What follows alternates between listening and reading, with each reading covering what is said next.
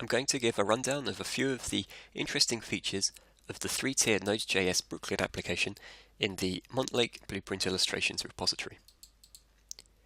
The application is a typical three-tier web app with MariaDB as the database, with Node.js as the application servers, and with Nginx fronting them as the public entry points. I've got here a few Brooklyn object model files that define the components in progressively more specific levels. The first is the base software process. It's a very simple entity that merely defines a few provisioning properties for reuse by everything else. Most particularly, we want CentOS version 7. Subsequent to that, we've got definitions for MariaDB and Node.js generic programs. If we look at MariaDB first, we see it's using the base software process. It expects a few parameters from the user. And we have some configuration of how to install it and how to customize and launch and so forth. We see in the customize command the use of the parameter from the user, the data store creation script. If that was supplied, then initialize the database with this file. This is passed in via this environment variable, which is set in the shell environment for each command that's invoked by Brooklyn, and that is looked up with reference to the configuration. The Node.js blueprint is very similar. Again, some parameters. This time we want the Git repository where the real application lives, the file name as the entry point into that application. Again, we want a port to run on. We have some very similar configuration options for how to install it, for how to customize it and launch it. We also have this time a transformer. This is a Brooklyn enricher. An enricher is something that takes one sensor and publishes another generally.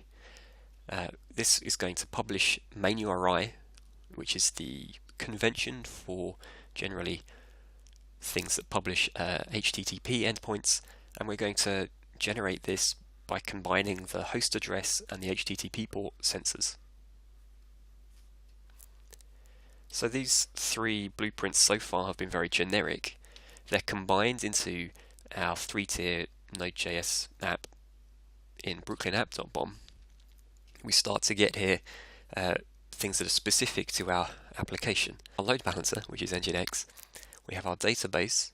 We're reusing the MariaDB blueprint I've just shown. We're injecting a specific creation script. This creates a simple database for our Node.js application, and we've got some parameters here for how to connect to it and the name of the database itself. Normally these would come from an external config provider.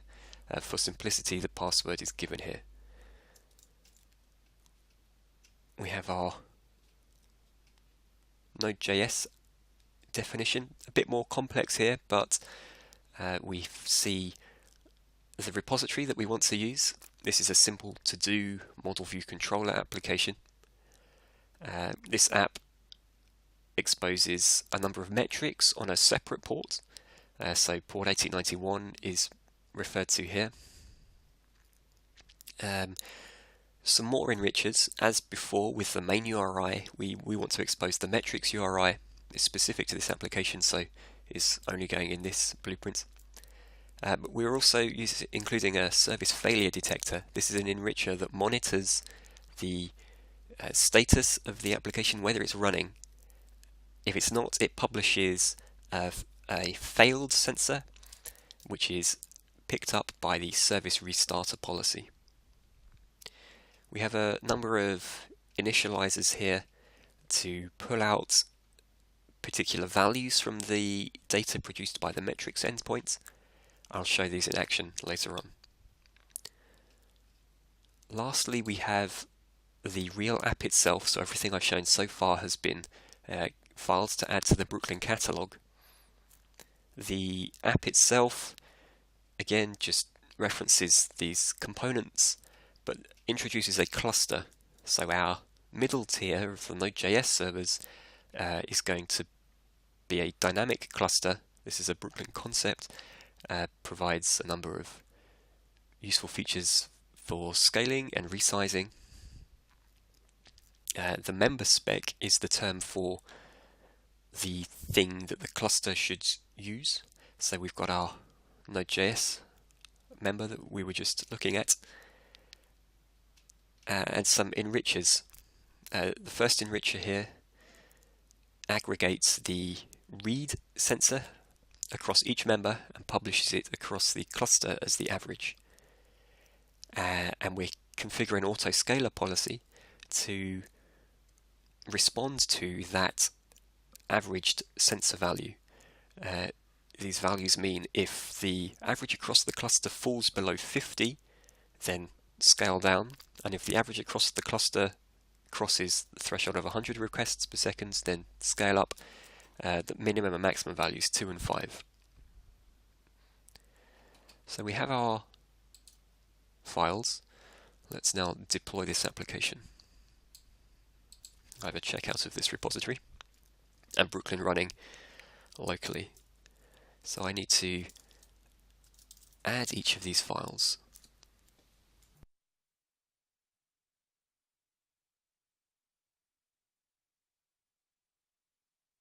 I've added the components.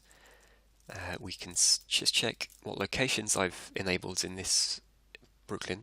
I have a number, AWS EC2, and IBM soft layer, the two main targets. I have a location pre-configured in the application YAML, so we're going to deploy that file.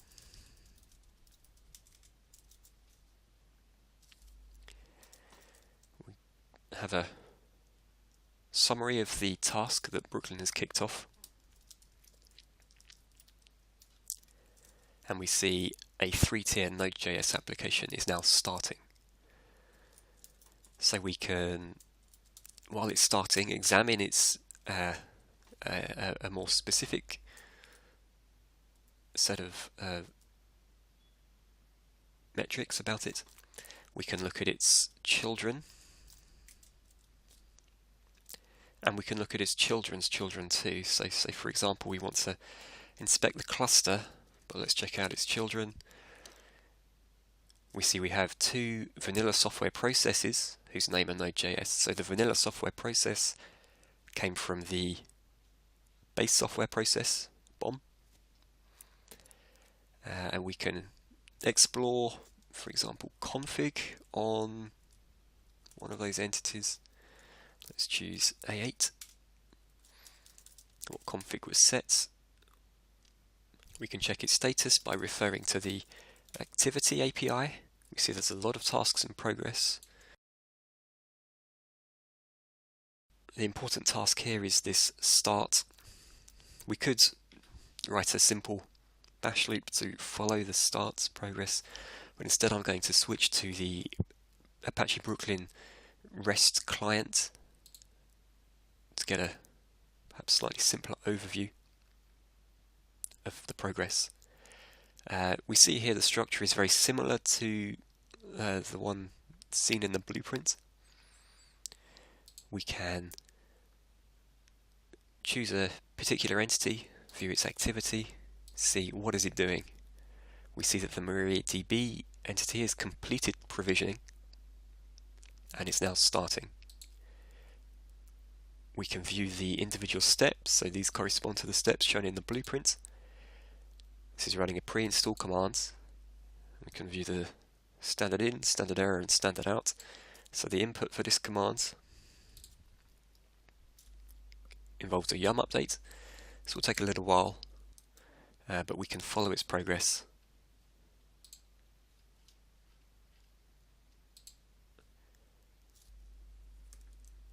The same for the Node.js servers, and the same for Nginx. Now each entity publishes a number of sensors. Several of these have already been filled out. So in the blueprints, I didn't point it out, but worth kind of indicating that there was no reference to specific host addresses and so forth. If we look at the brooklynapp.bomb, how does the Node.js application know which address to use for its database endpoint? We have the shell environment here, and we're using some Brooklyn DSL syntax to look up the entity whose ID is DB and the sensor value for its host subnet address. Likewise for ports and the values for the user and password and name that the DB entity was configured with. So this is going to be looking up, given the blueprint that we deployed, the entity with ID DB and injecting those values. So what is the host subnet address of our DB entity? Well, in this case, we see it's 172.30.1.4.49. So after a short period, our application is running. We see each Node.js member of the cluster publishes main URI and metrics URI as we called out previously. These are aggregated to the application.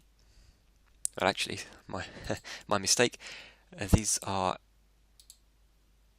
consumed by the Nginx controller. This has a set of targets. If we display this, we see our two targets. And the Nginx controller publishes a main URI, and it's this that is propagated to the application. In this case, the main URI mapped public value. We can get the same information in the CLI. We see our application, and we can query its main URI sensor value, and we can open that. Wrong browser. Well, here we are. We see our Angular to do model view controller app.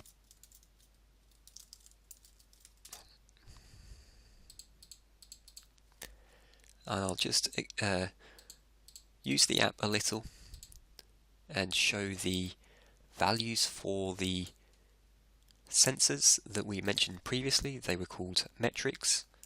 We can filter for those. We see here the metrics. So at the moment there is 0.16 get requests per minute. This value is occurring to this server, and we see that the cluster publishes the average reads across both of those nodes.